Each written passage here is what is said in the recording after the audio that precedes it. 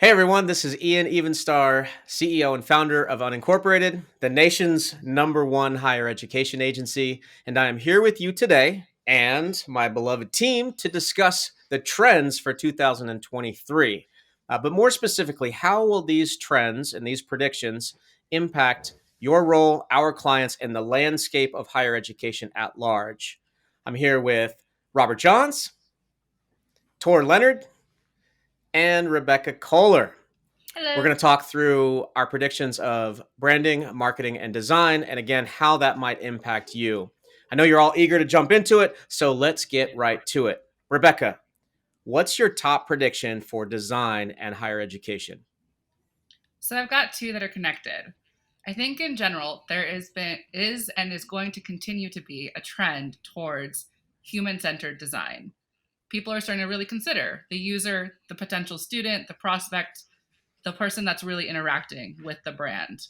And there are two main ways I think it's going to play out in 2023. One is kind of a shift. It's about how people are using search to find programs, to find schools, and how that's impacting how people are designing their websites in particular, which is my space. So, of course, this is the one I care about. Um, MIT, I don't know if you guys have looked at the MIT website recently, but they're doing a really interesting job on their homepage where it's really just a simple navigation and a prominent search feature. And I think that they're seeing that this is how students are trying to find content and information is through search functionality rather than through kind of the old school navigation. Interesting.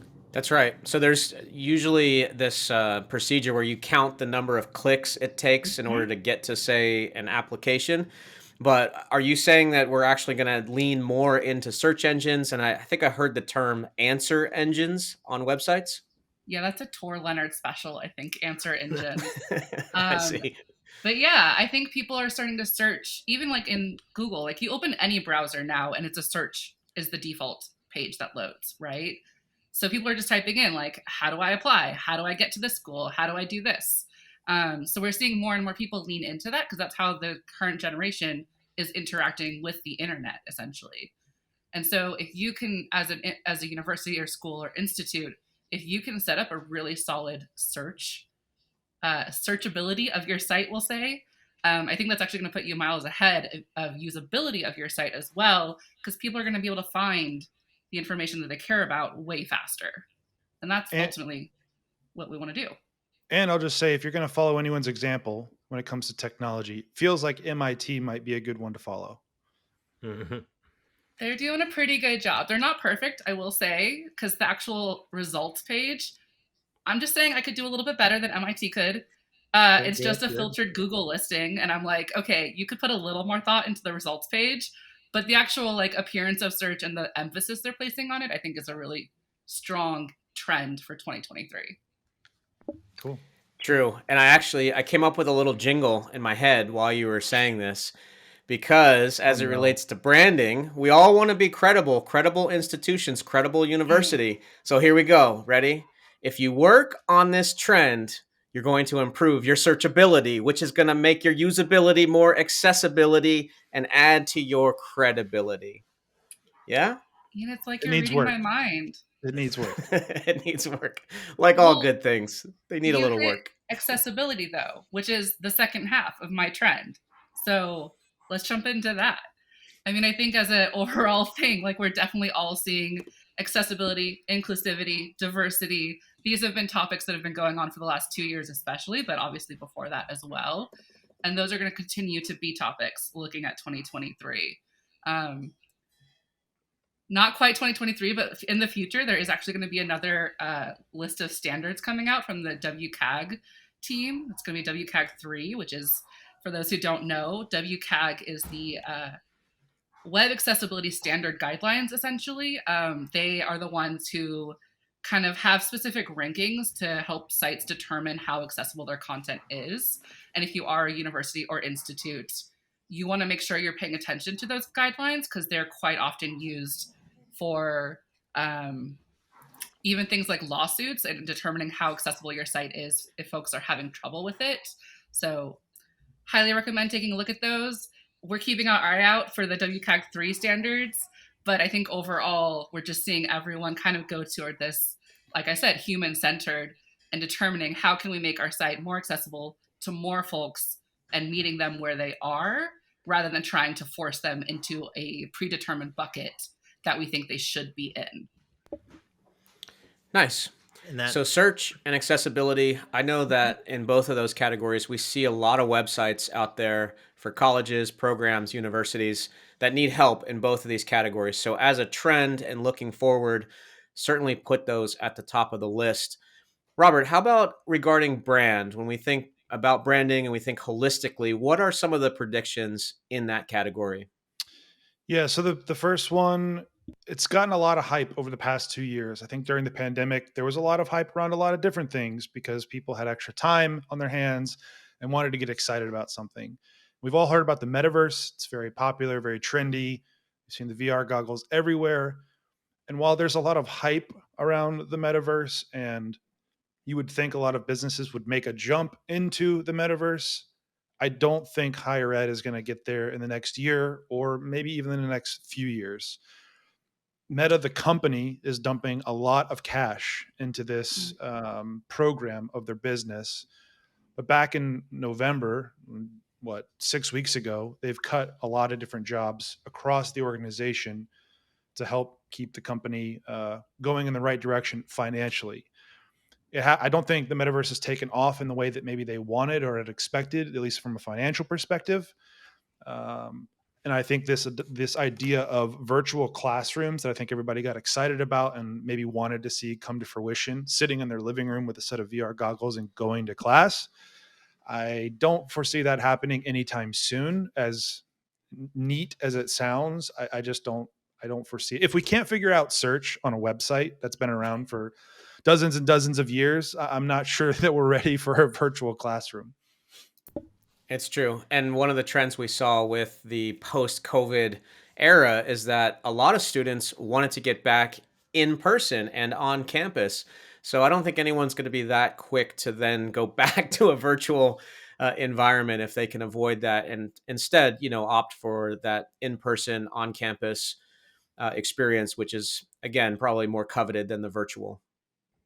Did make me wonder though if you'd have more students camera on if they had a virtual avatar and it wasn't actually them in a little Zoom box. mhm. That's What's the true. difference? What's the difference of having an avatar versus what some people were doing when they were taping up photos of themselves in front of the webcam to Right. Yeah. appear as if they were there?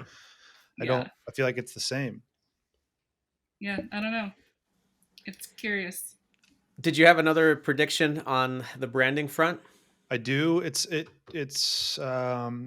straddles the line between brand and design. So Rebecca might have some feelings on this, Mm. but it's this idea of blandification of brands. You saw it, I don't Well, know, I'm 10 familiar. years ago. What'd you say, Rebecca? Oh, I'm familiar. Yeah. So you saw it maybe 10 years ago. I don't know the exact timeline. When it comes to luxury brands, you had all these luxury brands going to this sans serif, chunky black and white font, and they had been using these like very unique, distinct, and I'll use that word again here in a second, um, logo marks and textures, etc. And they all just kind of went to this very mono. Everything kind of looked the same. You couldn't tell the difference between Balenciaga and Chanel, and it all looked the same. Mhm. And then within the last, I don't know, 3 to 5 years, you've seen e-commerce brands go the same way. They're all very Mhm. flat, pastel-y, kind of that. Warby Parker looks the same as Allbirds, looks the same as the next company. And as we know, higher ed is a bit of a lagging indicator. They're kind of maybe one of the last types of organizations to adopt a trend or to jump on a new technology. And so I foresee potentially more universities going down this road of blandification. They've had this really distinct um, brand identity, visual identity for hundreds of years, and they want to change something. And so the first thing is, let's change our logo. Let's change the way that we look. That's kind of a very easy thing to go after because it's considered old. But the challenge could be, if everyone does this, how do you stand out from one another? If everyone goes to this very flat sans serif, it all kind of looks the same, you're not going to stand out. And I'm thinking about this because I've been reading this book, How to Create Distinctive Brand Assets, which talks about those logo marks, those colors, those mascots, the taglines, the crests. Like, these are all distinctive brand assets that you've created over hundreds of years. And just to, in one fell swoop, say, we're going to change it and go to this, very basic looking thing, is probably a mistake. There are ways that you can, you guys know me, I love to say both and. You can evolve, you can become something a little bit different while not abandoning everything you've done and built over the past 100 years. Definitely. Well said. Well said. And that Yeah, also, Oh, go ahead, Sorry, Torr. I haven't got a word in here.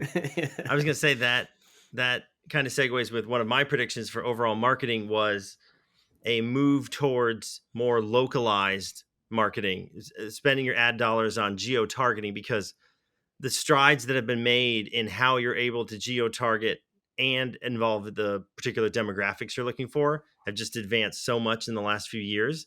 And that is actually the kind of space where creatives and designers should want to play, because if you're doing such targeted ads, you can have more fun and be more interesting and mention particular things that are of interest to those particular people in that certain region, their interests and needs. And so I just think that's, some people might not see it like that, but it's actually an opportunity for kind of everyone involved in the design process to actually have a chance that you wouldn't have had in the past if everything's a nationwide campaign. If you have these more targeted campaigns, you're going to have a chance to try some more interesting outside the box creative type ideas. Definitely. Like hyper localization, right? Lets you be Mhm. super specific in not only your messaging, but also your visuals. And I think a lot of the trouble with blanding is because people are trying to reach such a broad audience and really please everyone. It's very much designed by committee. Any kind of Mhm. blandification, I would say, is because they couldn't decide on anything that was visually unique. So they went down to like the simplest form. And we see this with messaging all the time too, right? When people are writing by committee, like what is our tagline? What is our specific tone of voice and brand message? And if you can't understand and really reach that specific end user and really have that human centered thing, you're trying to please everybody and you just design by committee and it just gets so watered down. And so I think we're hoping to move away from those trends, hoping to move away from the blandification and into the hyper localization. But I think people are going both directions depending on the institute itself. Well, and I see, like, right now, if I'm watching TV and I'll see what are nationally airing ads for, it could be for New Hampshire, University of New Hampshire versus one in Colorado or Arizona. And when I watch those, I can't even tell them apart. So many of them, like the style in which they're shot, the vague motivational slogans, the Mm-hmm. logos that all kind of look the same. And because Robert was mentioning how we could start to see colleges do blandification of their logos and all kind of look the same, but that might not have happened yet. But what's already happened is when it comes to the logos of the mascots of schools, so like their sports logos and things, and I now already see a case of so many of those look the same. They're kind of in that same visual style that almost looks like minor leagues of professional sports, where they kind of all look like that same, they just kind of have that same look to them. So it's definitely something that I hope we can, as a company, too, be a part of trying to kind of reverse that trend of, oh, let's just have them all kind of look the same. Yeah, good question to ask yourself if you're within a college program or maybe sitting at one of the presidential committee on a university board. Are we blanding or are we branding? And really leaning into those unique identifiers that make your institution special and different than your competition. That is so important. And Rebecca, I really appreciate the fact that you brought in messaging, because it's not just the visual expression that blanding is impacting. It's also the way that you message and communicate that those brand promises and that unique brand position. So let's move forward into the marketing predictions. We heard that blanding is a thing and focus on student experience, in that real world, in person over the Meta experience. So, what else do you have for us, Torr? Yeah, so we mentioned the shifting to local to maximize your ROI there and kind of get in touch with local communities, build relationships, that kind of thing. And also, I wanted to mention, just kind of piggyback on something Rebecca said earlier about emphasizing diversity and inclusion in your advertising. We're seeing more of that. And I think one benefit of that that a lot of people don't realize is the first thing people might are probably usually thinking about that is, oh, well, of course they want to present a face of we accept all types of individuals at our university because then that's going to make more people interested in potentially attending our university. But I wanted to mention how even just from a financial perspective, it's beneficial to colleges and universities because when you take a position like that, that you're accepting of all types of individuals, that opens up potential new or additional donors. So even purely from a financial viewpoint, it's something that it's good for colleges and universities to be doing. And also, I was even reading recently, there have been studies showing that a more diverse student body actually results in higher academic achievement for all individuals at that university. So that having different types of individuals there from different backgrounds, that actually ends up benefiting everyone in the long run. I believe it. Very nice. Very nice. Anything else on the marketing front? Oh, marketing. So my other big prediction is that so as everyone knows, Twitter in the news every single day now. It's kind of, I like to say that it's like Elon Musk has kind of replaced Donald Trump as someone that regardless of what you think of them, you kind of can't look away. Every day is another, what did he do? What did he say? And so there's all of these kind of obituaries being written ahead of time for, oh, okay, Twitter's dead. Will it even still be around in a year? People are fleeing it in droves. But so my prediction is that Twitter will not only will it not go away, I think it may even thrive in certain verticals, certain situations, certain types of people. Yes, we've already seen a lot of people leave the platform for other emerging similar platforms. Mastodon and Post are the two big ones. And I think that we'll see those more niche platforms that cater to particular verticals. I think we'll see those continue to grow. Um, but that it won't be at the expense of Twitter. I think we'll instead have these other niche platforms kind of flourishing. And so I would recommend that colleges and universities look into these other alternative platforms and see if, because a lot of these, especially when it comes to Mastodon, there's something called servers for each one, and you can have a server that specializes in certain topics. And so there are servers on Mastodon that are specific to higher education, colleges, universities, academia, that kind of thing. So they should look into that because it might be the kind of thing where it would make sense to create a presence on some of those other platforms. Um, so yeah, that's my big prediction is that no matter what people say, I think I bet now who knows if Elon Musk will still be the actual day-to-day CEO of the company in a year, but I do believe it'll still be around. You'll still have some advertisers on the platform. I know they've taken a hit recently with the number of companies advertising on the platform, but I do still think it will be a viable platform, especially of course when it comes to journalism, breaking news, sports, live tweeting of sports, award shows, that kind of thing. It's still going to be there. I don't think it's going anywhere. Yeah, if there's one company or brand that isn't blanding, it's like the anti-bland is Twitter right now. Well, that's great. These are our top predictions across the board for 2023. I'm really excited to check back in. You have another one, Robert? I just Oh, I have a was about to question. wrap. I know. Okay, I'm going to throw a curveball, which is one of your favorite things to do, because that's true. I want to talk about, and maybe not discuss in detail, but I want to ask about AI. We've seen it a lot in the news. We've seen it a lot on Twitter. And I think we're starting to see it come up in higher ed when it comes to people using AI, Chat GPT being the maybe the more popular one right now to generate papers, content, students using it as a way to complete assignments. So I'm curious what each of you might be thinking in terms of how it'll continue to be used and what might happen in terms of regulating it in higher ed. How will students be able to or not be able to use it to do coursework?